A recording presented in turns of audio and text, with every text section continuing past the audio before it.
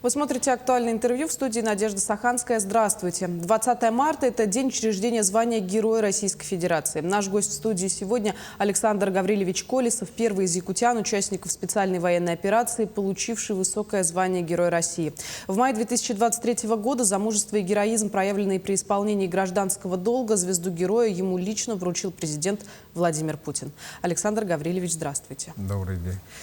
Предлагаю начать нашу беседу как раз-таки с Путина, потому что он во время прямой линии дал высокую оценку бойцам из Якутии, сказал, что Якутия хорошо развивается, но и бойцов на линию боевого соприкосновения дают таких, которых стоит поискать. На ваш взгляд, что отличает наших бойцов и позволяет героически вести себя на фронте? Ну, с нашей республики сейчас на специальной военной операции находится очень много мужчин, защитников. Ну, отличает, наверное, это находчивость, быстрое приспособление к обстановке, это возможность даже какие-то строительные работы быстро вести. Да. Ну, якутяне в основном все связаны с природой, природой. Это охота, рыбалка. И с детства приручены к выживанию в дикой среде. Ну и на линии боевого соприкосновения эти навыки очень нужны. И где наши ребята, там очень хорошо обустроен быт. Любой якутянин может спокойно добыть пропитание, если его нету. Быстро приготовить себе пищу. Ну и в основном большинство ребят очень меткие стрелки сами по себе от природы. Навыки с детства, которые они охотились, привиты отцами нашими, дедами. И поэтому в этом плане, я думаю, наши земляки в основном, у них очень высокий уровень готовности, и физически, и морально. Скорее всего, это имеет в виду наш президент. Ну и сослуживцы, многие из разных регионов тоже не раз об этом говорят и подчеркивают это и в разговоре с нами, в других местах об этом говорят. Но вы первый герой России из Якутии. Сейчас у нас в республике насчитывается 12 человек. В чем вы видите миссию Героев России? Ну, знаете, даже из этих 12 героев, к сожалению, у нас два наших брата, им присвоено звание посмертно. Никто, когда туда отправляется, и даже не мечтали, что станут героем России, но их действия, действия ребят на линии боевого соприкосновения, экстремальных ситуациях оценены руководством страны, командованием. Миссия какая? Мы помним наших дедов, прадедов, которые воевали во Вторую мировую войну. Мы с детских лет учили о их подвигах, знали, и они были для нас примерами. Но миссия, я считаю, что, наверное, быть примером для других, для подрастающего поколения. Это все направлено для безопасности нашей страны, для обороноспособности. И в будущем, я думаю, подвиги наших бойцов будут отличным примером для наших юных якутян, и всех подрастающих поколений России. Почему же вы приняли вообще решение принять участие в специальной военной операции? Какой бой больше всего запомнился? Ну, наверное, у нас воспитание такое, с советских времен еще. Пока есть возможность, сила, пока они такие уже старые, мы должны, каждый мужчина должен все-таки проанализировать все, что происходит. И защита Родины — это тоже прежде всего.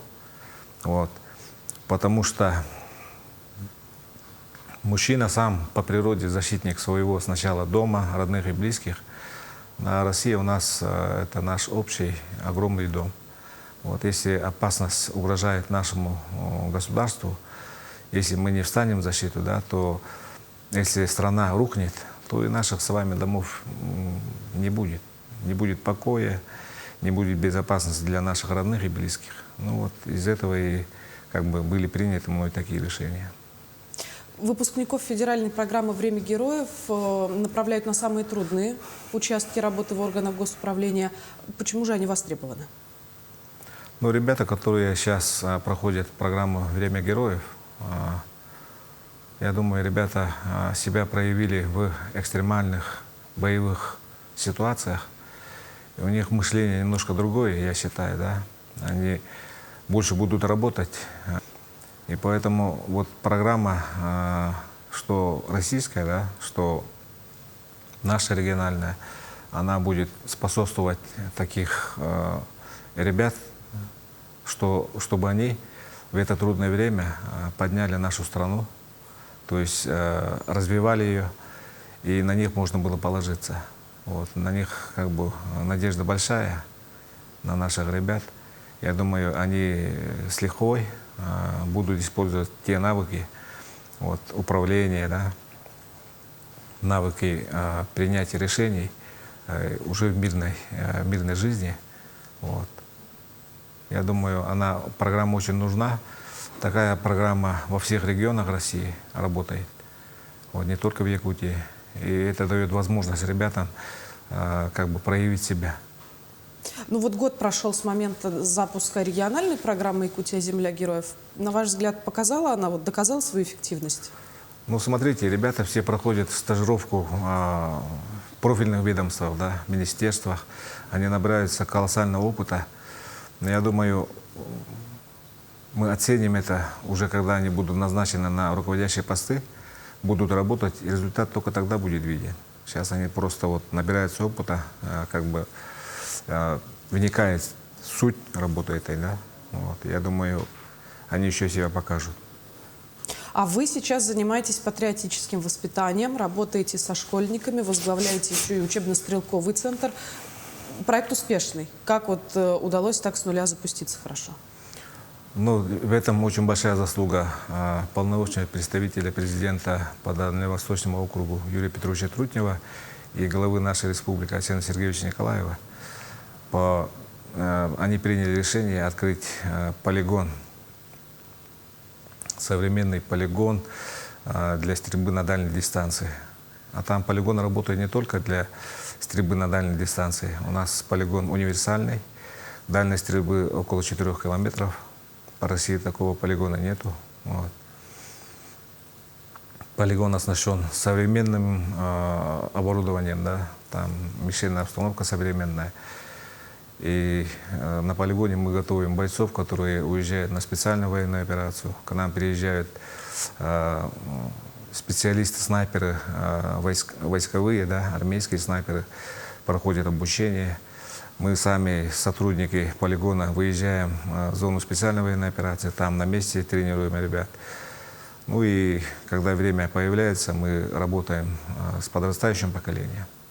Вот, прививаем им навыки стрельбы. Вот.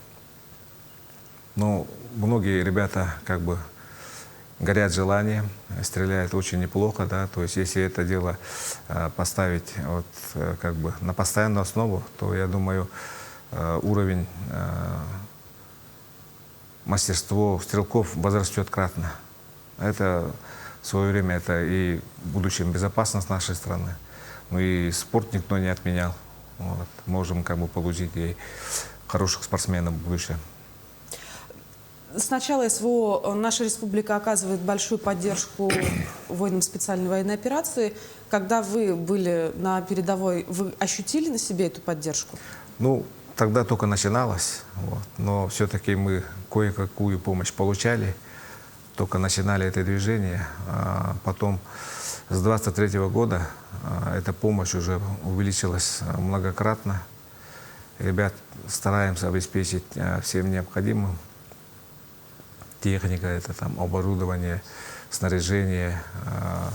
Вот, и помощь вот из бюджета республики идет, да, но и помогают наши жители простые. Волонтеры помогают. Это даже вот сетки, которые маскировочные, да. Потом вот бабушки там носки вяжут, дети там эти талисманы, письма солдатам. Все это очень большая поддержка.